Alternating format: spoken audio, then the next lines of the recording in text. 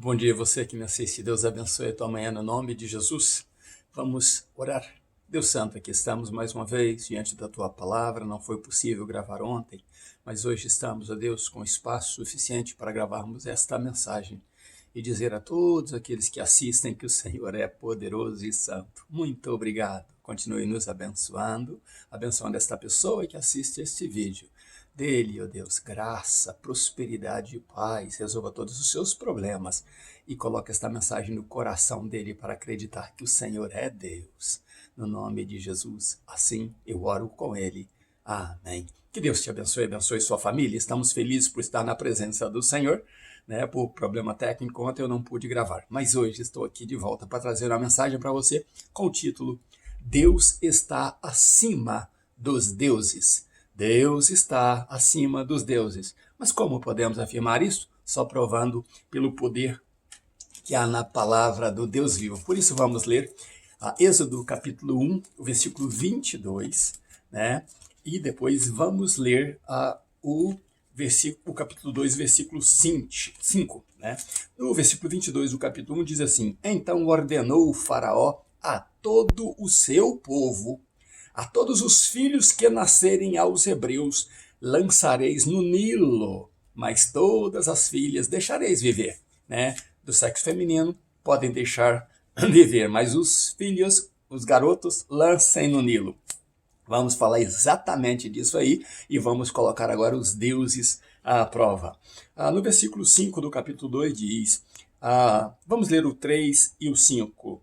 Não podendo, porém, escondê-lo por mais tempo, tomou um cesto de papiro, e presta atenção nessa palavra papiro, e o revestiu de betume e piche. Então pôs nele o menino e o largou entre os juncos à beira do rio Nilo. O versículo 5 diz assim: A filha de Faraó desceu para se banhar no rio Nilo, e as suas donzelas passeavam pela beira do rio. Ela, a filha de Faraó, viu o cesto no meio dos juncos, no meio dos papiros ali, ou da planta de papiro, e enviou a sua criada e o tomou.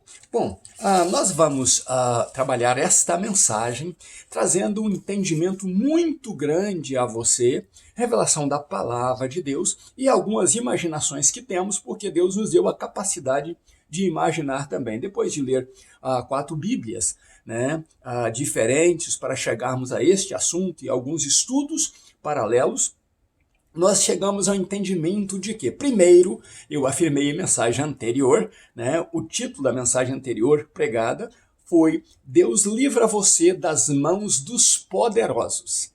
E Deus realmente livrou o povo lá, da mão de Faraó e da fome e etc. Deus fez isso, Deus foi bom. No primeiro vez Deus livrou da fome, agora levanta-se um faraó e Deus começa a livrar os bebês das mãos deles também, usando as 2 parteiras. Agora, então, vemos este faraó com mais temor ainda, porque os seus planos foram frustrados. O que acontece agora? Ele diz, não vou mais oferecer sacrifício oculto agora, de asfixiando os bebês. O que eu vou fazer agora é visível quando vocês souberem que as hebreias têm filhos masculinos, garotos, lancem-os no Nilo. E eu disse que iria falar por que isso. Fazendo isso, Faraó, temeroso, estava fazendo um sacrifício vivo aos seus deuses, porque o Nilo era um rio sagrado e o Nilo era onde, na visão dos egípcios e do Faraó, transportava os deuses. Só que agora o representante dos deuses está temeroso. O representante dos deuses tem um temor tão grande que ele não pode suportar ver o crescimento do povo hebreu no Egito. Engraçado, e você vai ver isso em detalhe, que ele tinha medo deles crescerem na terra do Egito. E olha só o que Deus faz. Eu volto ao título da mensagem, Deus está acima dos deuses. O que ocorre então é que ele manda que sejam lançados um sacrifício vivo de bebês para tentar agradar os deuses do Nilo, e então esses deuses viria para ele em socorro. Mas lembre de uma coisa muito interessante que você precisa saber. Os deuses do Nilo, eles não eram unidos, às vezes eles guerreavam entre si. E se você estudar sobre os deuses do Nilo, você vai ver guerra entre eles, né? Uns se levantando contra outros, outros fazendo coisas terríveis, porque eles tinham funções diversas e às vezes eles queriam destruir a si mesmos, né? Os seus próprios parceiros, que eram deuses também. Bom, glorificado seja o nome do Senhor, que o nosso Deus é santo. O nosso Deus não se divide em partículas, o nosso Deus não se divide de qualquer forma. O nosso Deus, ele é um Deus uno, santo, poderoso e verdadeiro e único. Então, o que acontece é que Deus viu tudo isso. Eu acredito que outras crianças foram sim lançadas no Egito. Isso é o que eu acredito. Não se trata de não ter acontecido isso. Ele conseguiu, talvez, fazer isso. E vem muitos especuladores criando histórias em cima deste fato, mas eu prefiro parar por aqui dizendo que outras crianças foram lançadas possivelmente no Nilo. O problema é que eu disse que mais tarde Deus vai cobrar a morte de cada criança no Egito. Bom, vamos então ao fato que interessa. Só que existia ali uma planta chamada papiro, que alguns tradutores ignoram e colocam juncos, mas esta planta chamada papiro, ela era coordenada, ela era uma planta autorizado o uso dela pelo faraó. Por quê? Porque ela era uma planta sagrada. Para o Egito, ela era sagrada, ela era para escrever religiosidade, ela era para desenhar o culto que eles prestavam ao faraó como um deus. Eu tive um quadro desse de papiro. Papiro era coisas que só os ricos podiam ter, um material que os ricos e poderosos podiam ter. E eu tive um quadro desse porque um egípcio, não sei porquê, né, eu imagino, ele era homossexual e eu fui ajudar a limpar a casa dele e ele se agradou muito de mim e então ele resolveu me dar esse quadro de presente que esteve na minha casa por muito tempo, até o dia que Deus me revelou o que era aquele quadro, o que significava aquele quadro. E me vieram muitos problemas por ter aquele quadro na minha casa sem buscar um discernimento de Deus. Então, no dia que eu destruí aquele quadro, graças ao bom Deus, as coisas mudaram dentro da minha casa. Então, muito cuidado pelo que você coloca na tua casa. Você pode estar colocando uma adoração aos demônios e você não sabe. E graças a Deus que eu tive esta visão, estudei sobre o quadro e então entendi que aquilo ali era uma maldição que foi lançada na minha vida por um sujeito que se agradou de mim. Glorificado a Deus por ele me dar a visão. Então esse papiro é uma planta sagrada. O que acontece é que uma filha de Levi, casada com outro da tribo de Levi, tem um filho e o sustenta, e você já conhece a história, por 3 meses, mas não consegue mais a manter a criança escondida. Então ela vai e pega esta planta sagrada para os egípcios. Olha como Deus trabalha. Faz um cesto, passa betume nele, né? Pinche nele e então pega a sua irmãzinha, vai com ela e coloca este cesto ali na beirada do Nilo, o rio sagrado. Ela coloca então, já que a ordem era lançar as crianças vivas no Nilo, ela vai e faz segundo a ordem de Faraó. Deus trabalhando atrás disso. Olha só a mão de Deus poderosa. Coloca ali, mas quem vem se banhar nas águas sagradas, enquanto a irmãzinha desse bebê o seguia para ver o que seria deste cesto, para não deixar que ele tombasse ou qualquer coisa assim, já que ele estava no rio sagrado pelos egípcios. Ela cuidou dele e quem vem se banhar nas águas sagradas talvez fosse um ritual da filha de Faraó para vir banhar e receber ali as bênçãos, né, dos deuses do rio sagrado. O que acontece e que ela então libera as suas servidoras, as suas serviçais, e as serviçais saem para andar. E ela então olha quando estava se banhando, o que ela vê? Um cesto ali junto aos juncos ali, aos papiros, né, as plantas de papiro. O que ocorre é que ela então chama uma serviçal e fala, pega esse cesto para mim. Quando ela pega e abre o cesto, o bebê chora e ela vê que ela é hebreu. Atrás disso tem um mistério muito grande de Deus. E preste atenção, Deus usou o papiro que para eles era sagrado. Deus usou o Nilo que para eles era sagrado. Deus usou a filha de Faraó, que era considerada a filha de um deus dentro do Egito, um deus humanizado, um representante dos deuses ali para eles. E de repente, dentro da planta sagrada, no rio sagrado, sendo banhada a filha de um que era considerado sagrado, puro, que era o rei Faraó, ela encontra um hebreuzinho.